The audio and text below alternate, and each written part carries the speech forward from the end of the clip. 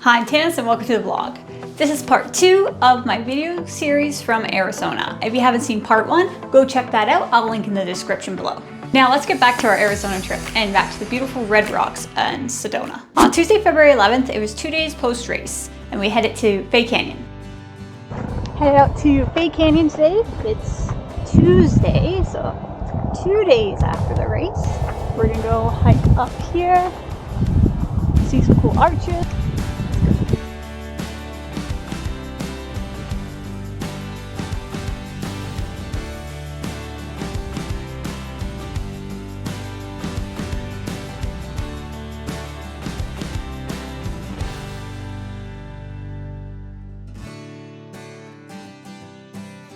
An easy 4K, 1 hour hike. We chose this hike as it was one of the high rated hikes in the area, but still a low level of elevation gain with being only 2 days post race. This hike also had a really cool scenic viewpoint at the top.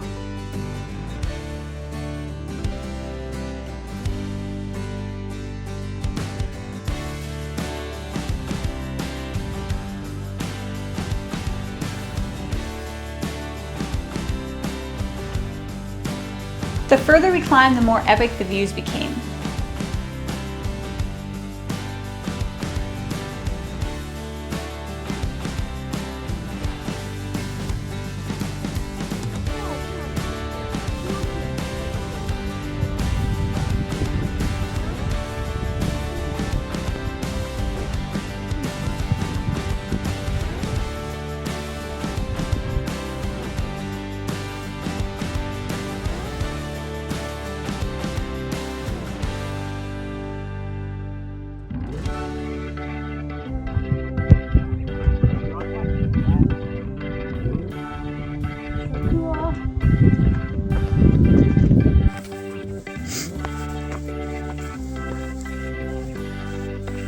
Cross.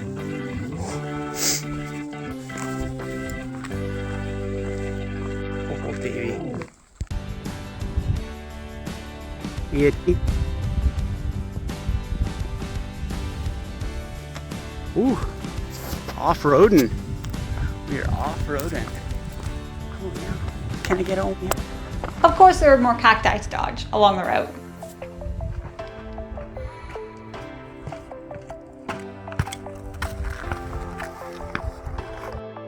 Here's a little detour to Fay Canyon Arch.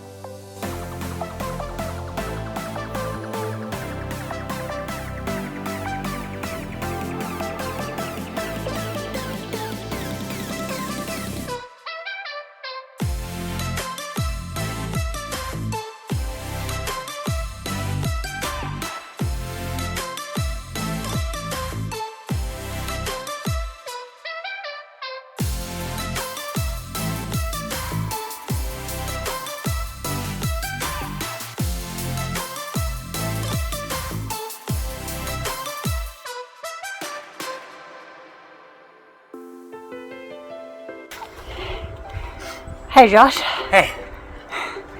We're at Fay Canyon Arch. Got some pretty cool vistas. Fay Canyon Arch was a stunning red rock arch against the blue sky backdrop. Of course, post-hike beers are a must. We had planned another hike later that day, but the post-hike food coma hit hard and couldn't get back out of bed for that one. We made it a point to go check out an epic sunset at the end of the day from our hotel's 360-degree view deck.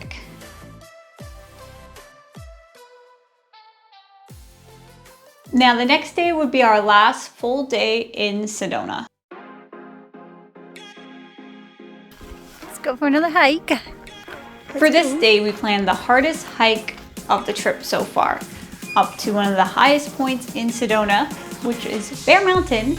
Next to the only other hike that would have been taller would have been Wilson Mountain, although that would have been a 10-mile hike and a bit too rich for my blood, being only 3 days post-race. A little bit cooler today. It's like, I don't know, 6 degrees. oh, it's not snowing. Bear Mountain would be 640 meters of elevation gain over an 8-kilometer hike.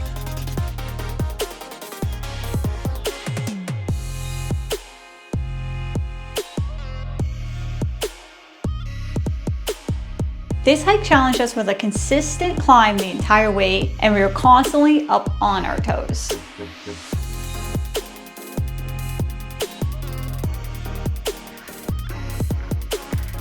I had to take a few rest breaks to catch my breath, as the 50K race was definitely catching up to me at this point.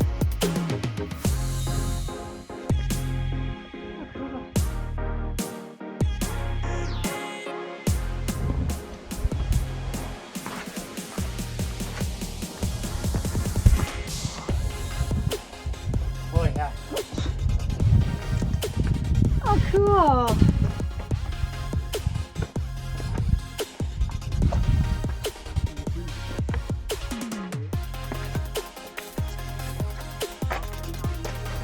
Like a little mini Alberta. Ooh. Really?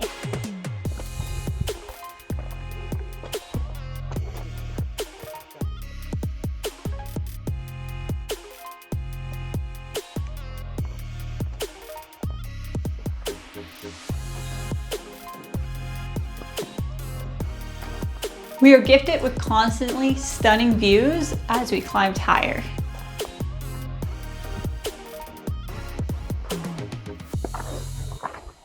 So how much elevation do you think this will be?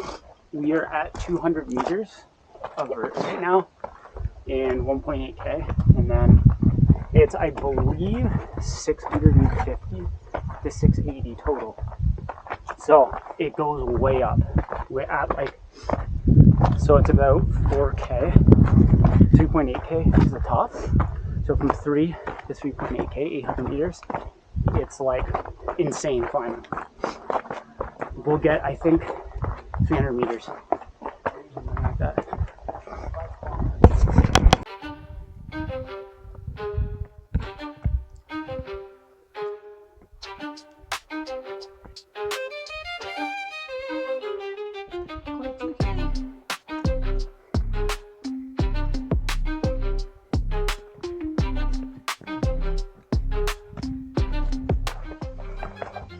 Oh, it's like a little tunnel. Covered tunnel. Oh, that was right by my face. Yeah. Oh, it's like a little tunnel. Cool. Yeah.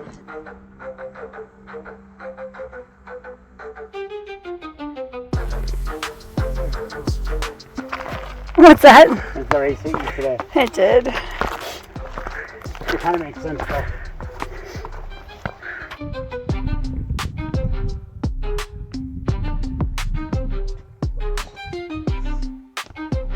We even had a bird's eye view of the hike we did yesterday, Big Canyon. Wow, there's Big Canyon. Yeah. That's where we were yesterday. Yeah, you're right. We were in Right that. there. We were in that. Going up there. Now, one last push to the summit.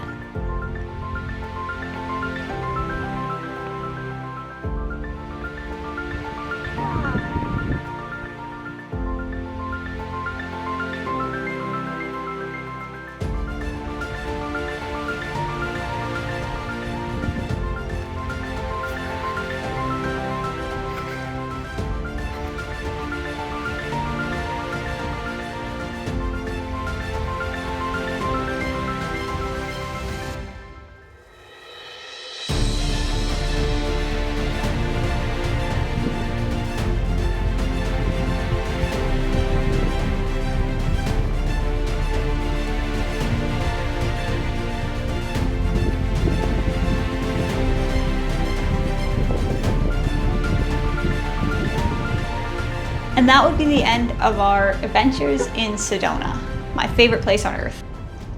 The next day I was up early to catch the sunrise before we headed off to another Arizona adventure. So we're heading to Page, Arizona to go see the slot canyons. It's almost a 3-hour drive, so a bit of a hike. After that, our last 2 days will be in Flagstaff, Arizona, visiting our friends Matt and Brandon before we head back home to the winter wonderland.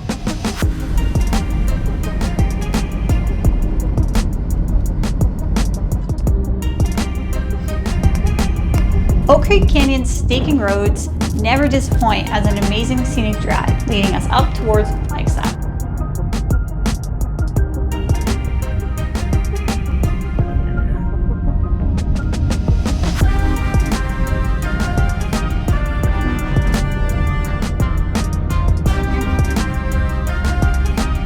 On the way, we would pass through Flagstaff and some pretty drastic changes in the landscape, going from Red Rock to Ponderosa Pines to the Badlands of Arizona.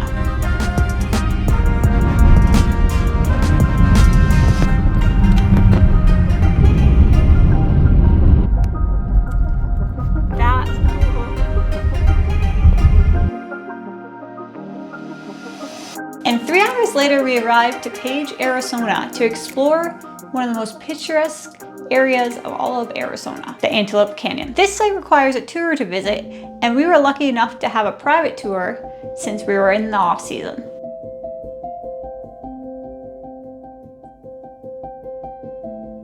Next up was Horseshoe Bend, an iconic landmark where the Colorado River bends 270 degrees just 9 miles downstream from the Grand Canyon National Park.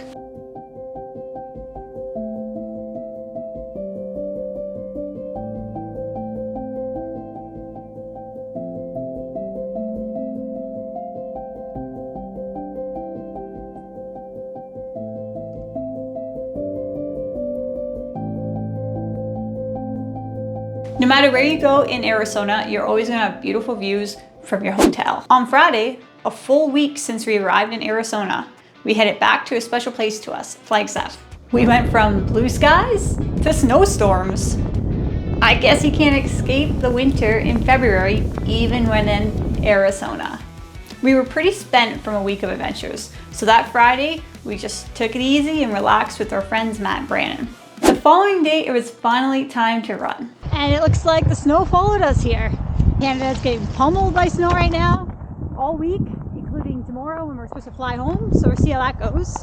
Yeah, so it's 6 days post-race. I'm gonna do my first run back. I've done a bunch of hikes since we've been here. And yeah, normally I give myself maybe a week, but I can't not run in Flagstaff, so we're gonna do that. It's just so nice here. Yeah, so Flagstaff is at 7,000 feet, so quite a bit of elevation. It's gonna hurt a bit. It's definitely gonna hurt a bit to do this run, but I'm gonna do it anyways. So the plan is do a little run today, pack up, and then tomorrow morning head down to Phoenix and hopefully fly out back home. And those were famous last words. Toronto's gonna get a lot of snow tomorrow, so there may be a flight delay, and fingers crossed that there isn't. Decided to ditch to the roads actually for the trail, the paved trail, which is nice and plowed. Definitely feeling the altitude. Oh, you can see Mount Humphreys behind me. Oh, no you can't. Oh yeah, you can right there. Josh and I hiked up Mount Humphreys in 2023 right before Speak Out. Super fun.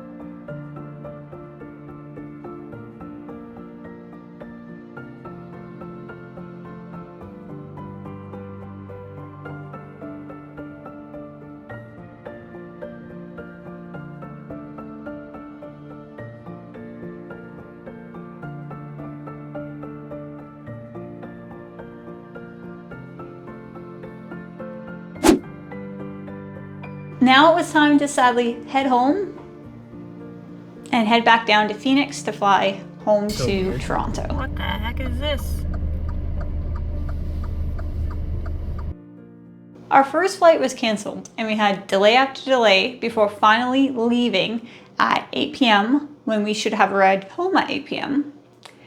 And that ended up meaning we landed in Toronto at about 2 a.m. to find our car by 3 a.m.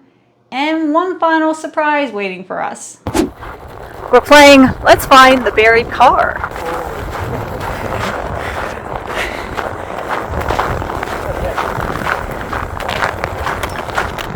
So, okay. What's gonna happen is I'm gonna. Oh no! Too much snow on the truck. Oh no. So there we are. That was yet another epic trip to Arizona. Something we do every year or every 2 years, and I'll never get sick of Arizona. The views are so beautiful. Sedona especially. I can't even capture it with my camera, but hopefully I did a decent enough job to inspire you to go visit there. It's really awesome to reflect on the beautiful places that running brings me. Road racing became very monotonous for me, and I was racing the same races in the same places continuously year after year. Now, when I switched over to the trails, the main thing that inspired me to push these long distances, 50K and further, is the adventure part of it, is going places I've never seen before. So I try to plan my race calendar around that. So this year my legs will bring me back out to Quebec, and then later the year to Virginia. And I've never been to Virginia. And Virginia will be an interesting challenge because that will be my first 100K. And I know it's gonna be one of the hardest things I've ever done. And I'm ready to see what's gonna happen, to embrace the curiosity aspect of that and just go have some fun with my training and to go visit somewhere new. One of the main things about Black Canyon that's so special is Aprilia, the race directing company, has created one of the most competitive ultras to do early in the season, giving people like me who live in worse climates a chance to start the race season early. So in Canada, my first trail race I could do really is end of April. So getting to do something the very beginning of February was so special, and I already feel stronger for it, having started my racing season much earlier this year instead of having to wait and drag on through training and lose some of that spark just because you get caught in the monotony of all of it. It's also such an amazing way to promote Arizona to people. Is you're traveling during the off season, and I've only ever traveled to Arizona in the summer, so usually it's quite hot. So it was really special to be able to go for hikes and not have to worry about heat stroke. Although I still had heat stroke during my race, but the rest of the trip was relatively much colder, and I didn't have to worry about how much water I was carrying necessarily. Yeah, so it's really cool that they have created a race to bring the tourist into Arizona during these off seasons.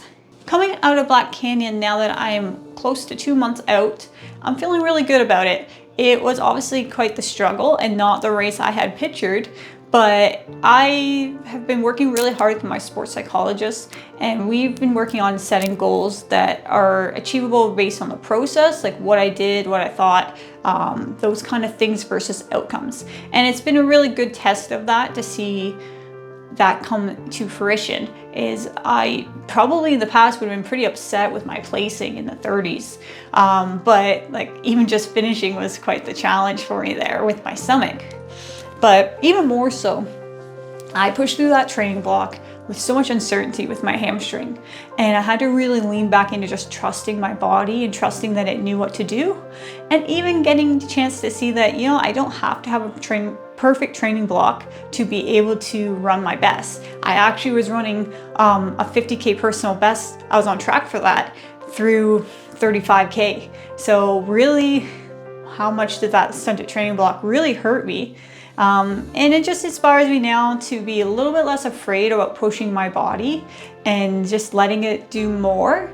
So for this training block, I've really tried to push away the fear that I might get burnt out, or the fear that it might not go as well as I want, and just try to push myself and see where that's going to bring me. And really just this training block, I'm going to be continuing to do what I've always done with ultra marathons that has brought me back to the joy of running, which is just enjoying it, going for an adventure, getting outside, and just having some time to myself to reflect and to grow as a person. So this year, it'll be really interesting to try a longer distance, which will be 100 kilometers. So you'll have to follow along with my journey to see how that goes. So that wraps up our video for Arizona. Like I said, if you haven't already seen part 1, go check that out because I'll recap a little more in depth my Black Canyon race for the 50K. So going forward, I'll be sprinkling in some training vlogs throughout this season, and anything that's super interesting to me, any kind of cool training sessions, I'll probably vlog about that. I also started coaching this season, so if you're looking for a trail coach, hit me up. I'm coaching with Hustle and Flow. I'll put that description in my bio. And I'm always looking for adding some athletes, especially from this area, that I can help find the trails, the amazing trails that we have. So you can train in Ontario for some epic mountain races. It can be done. And I've proven that. I've done quite well off of that. So if you want some help with that, let me know. Just like always, like and subscribe for more. And I hope you continue to follow me along with this year's journey into 100K.